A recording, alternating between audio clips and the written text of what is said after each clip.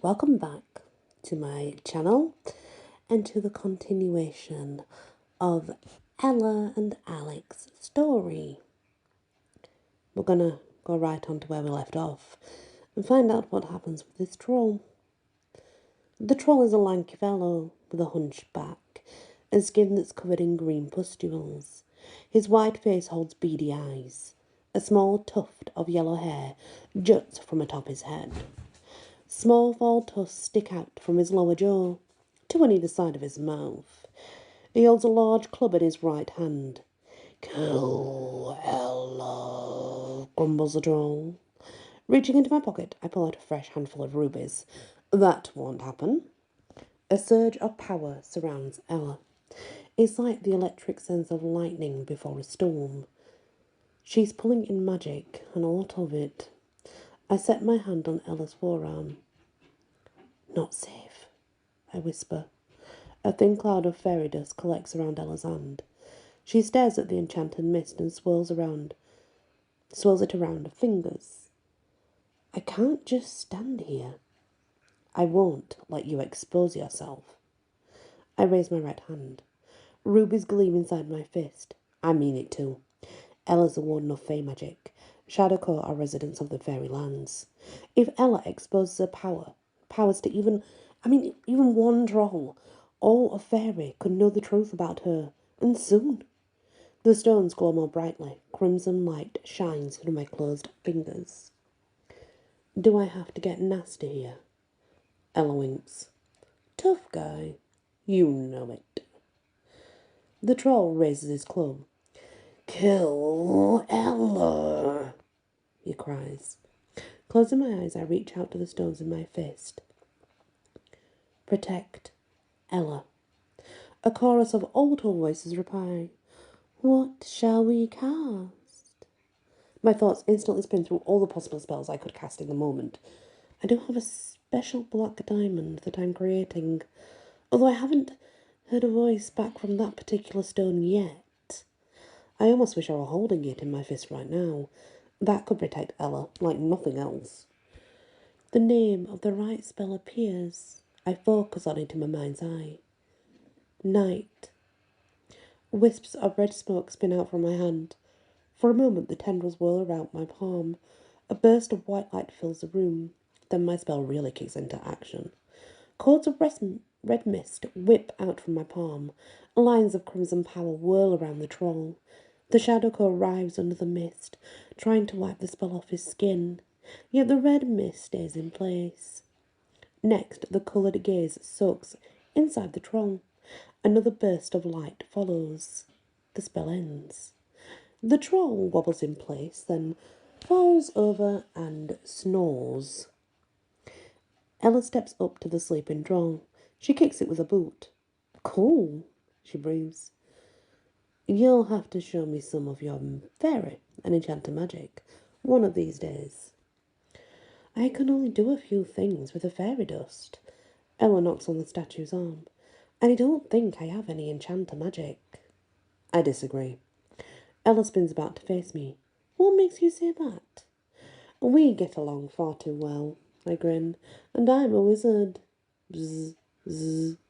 My phone goes nuts. I pull myself from my pocket.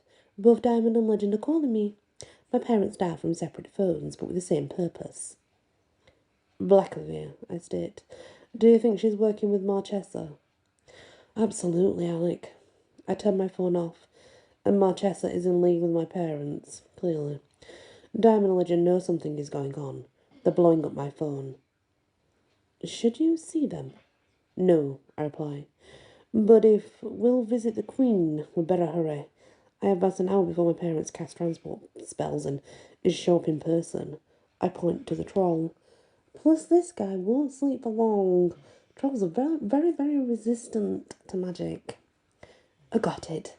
Let's go." Ella scooches around the snoozing troll and heads for the stairs. She's unstoppable. And in some way, I can't quite understand.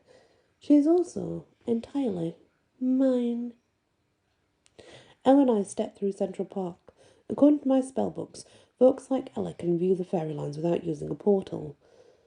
"What do you see here?" I ask. Ella pauses. You've never been to Fairylands before? No. You? Once. It's not a place I want to visit. I nod, of course. She wouldn't wish to expose a warden nature. So why go there at all? Because someone from Fairy once listed a crown for bounty. The Queen of Hearts. I can't believe what I'm hearing. You unstole something for the Queen. Ella bobs her head from side to side. It means she's thinking things through before talking. I'm not sure it was stolen, really, as much as planted in the human world. A test, if you like. The Queen of Hearts wanted to see if someone would find her crown and return it. She curtsies. That would be me. Can you see her right now? Ella steps in a slow circle. I see the world of fairy overlapping this one. She gestures across a small patch of forest. To me, those take up the same space as trees, with white trunks and red leaves. She then points towards Belvedere Castle. And there's a great white palace on top of that grey one. To my eyes, Ella simply follows a footpath to Belvedere Castle. All of a sudden, a noble hall appears in the sky just above the trail. I've read about these things, but I've never seen one. A portal to the Fairylands. I step around the connection to the human world and the Fairylands. If I stand right in front, there's a cut-out spot in the air, which shows the reality Ella described. Through the portal, that window, there's a white forest of red-leaf trees. Beyond that, a low hill is topped by a majestic palace of white stone. Small red pennants flap from the peak of conical towers, yet unless I look at the portal straight on, I can't see the vision at all. Scanning Central Park, I find I can no longer see Ella, so I step through the portal. Once I'm on the other side, Ella appears again. This time, she waits on a wide path to the Queen of Hearts' palace. How was the trip? Asked Ella. I've never taken anyone to Fairylands before. I grin. Didn't even tickle.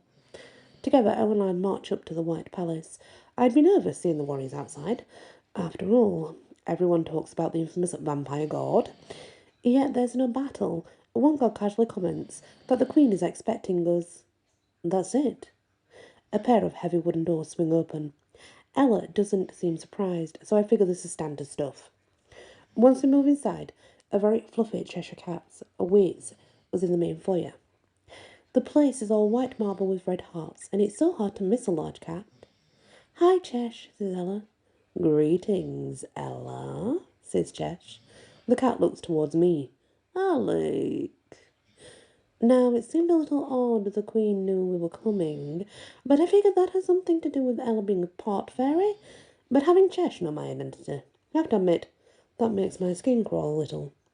When the Queen of Hearts is here, maybe I should find out what she's really up to.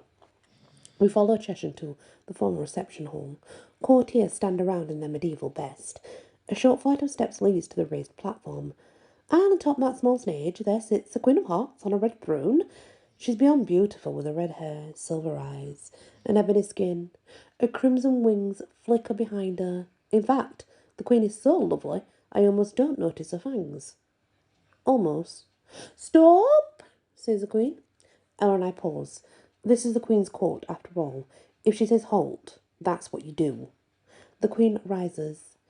You may be wondering why I have an interest in you both.